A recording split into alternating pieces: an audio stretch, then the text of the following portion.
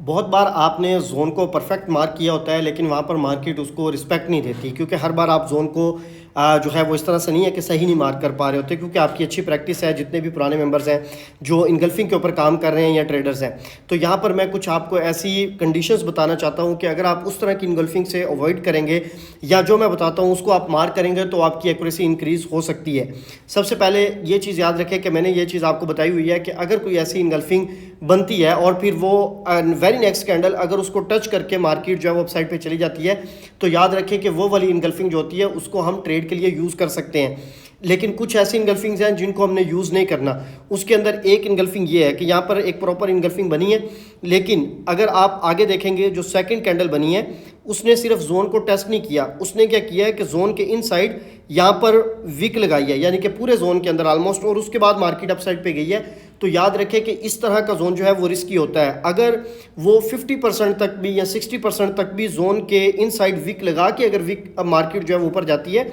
तो फिर उसको हम कंसीडर नहीं करते, ठीक है। तो क्योंकि जो एक परफेक्ट इनगल्फिंग होती है उसका तो तकरीबन सब मेंबर्स को पता है या ट्रेडर्स को जो भी मेरी वीडियोस जो है वो देखते हैं, लेकिन यहाँ पर सीन जो है वो थोड़ा सा मुख्तलिफ है कि अगर इस तरह की विक लगती है कि जिसमें 50-60% ऑलमोस्ट जो है वो जोन को मार्केट टच करके जा रही होती है, तो उसको हम बाय के लिए नहीं लेते और वो इनवैलिड सेटअप होता है, या फिर आप यूँ कह लें कि वो एक रिस्की सेटअप होता है। नेक्स्ट जो कंडीशन है उसके अंदर ये होता है कि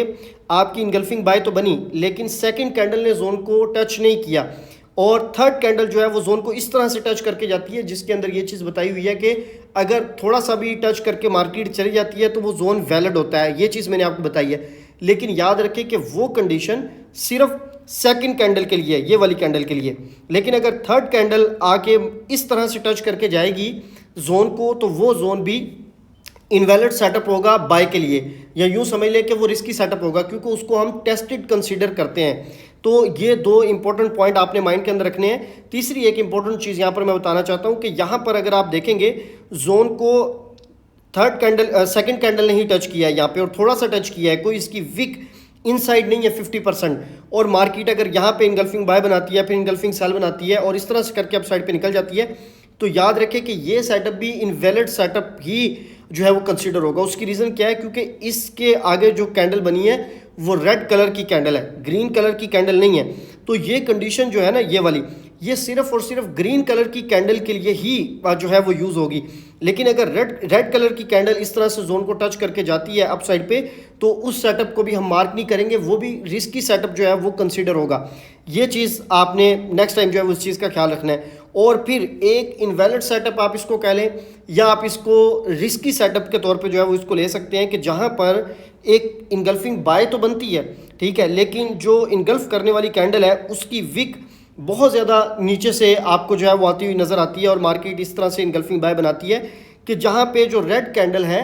ये ग्रीन कलर की जो कैंडल है जिसने इनगल्फ किया है उसके हाई लो का ऑलमोस्ट 30% या 40% है सिर्फ, ठीक है, उसके दरमियान में, और उसकी विक भी बहुत ज़्यादा नीचे लगी हुई है। तो इन दोनों कंडीशंस के अंदर भी ये इनगल्फिंग बाय जो है वो रिस्की इनगल्फिंग बाय के तौर पे हम उसको जो है वो कंसिडर करते हैं। तो यहाँ पर जब आप ट्रेड लेते हैं तो आपके माइंड के अंदर होना चाहिए कि ये एक वीक सेटअप के तौर पे जो है हम इसको ट्रेड कर रहे हैं।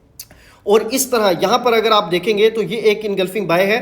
यहाँ पर मार्केट ने इनगल्फ किया और फिर वेरी नेक्स्ट कैंडल जो है वो जोन को टच करके जा रही है। इस कंडीशन के अंदर हम इसको ओके सेटअप जो है वो कंसीडर करते हैं। उसकी रीज़न क्या है, उसकी रीज़न ये है कि ये वाले सेटअप्स जब हम ले रहे होते हैं नॉर्मल रूटीन के अंदर, क्योंकि हम इनगल्फिंग जो है जो ले रहे हैं इसके अंदर एक बड़ा टाइम फ्रेम भी जो है वो ऐड होता है। यानी कि जब आप फिल्टर करने जा रहे हैं, आप डे से स्टार्ट होते हैं या H4 के अंदर जाते हैं, आप एट दैन 30 मिनट या 15 मिनट के अंदर जाके कोई भी अपना फिल्टर जोन जो है वो निकाल रहे होते हैं, तो उसके अंदर जब आप किसी इस तरह की कैंडल को निकालते हैं तो उसके साथ हमें बड़े टाइम फ्रेम भी जो है वो ऐड होते हैं। इस वजह से ये इतना ज़्यादा जो है वो रिस्की कंसीडर जो है वो नहीं होता, तो इसको हम सेटअप को जो है वो ले सकते हैं। अच्छा, इसके अलावा फिर यहाँ पर एक इंपॉर्टेंट चीज़ आपने कि ये वाला जो सेटअप है ये इनगल्फिंग बाय है, सिंपल। तो ये वैसे ही परफेक्ट इनगल्फिंग बाय है, तो इसको जब हम लेंगे तो ये सेटअप ओवरऑल जो है वो ठीक है। लेकिन जितने न्यू मेंबर्स यहाँ पर देख रहे हैं तो याद रखें कि इनगल्फिंग बाय जो बनती है ये बाय का साइन ज़रूर होता है, लेकिन इसके अंदर ऐसा नहीं है कि आप यहाँ से जो है वो इसको बाय कर लें।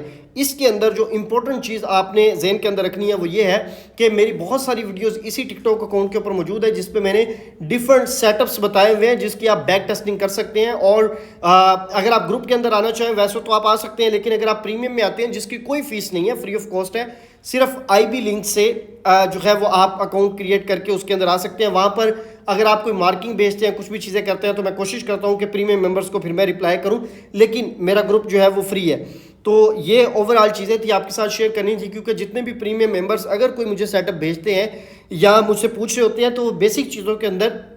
मिस्टेक कर रहे होते हैं, तो मैं उसी चीज़ को लेकर जो है वीडियो बना रहा हूँ। बहरहाल थैंक यू वेरी मच, बहुत शुक्रिया।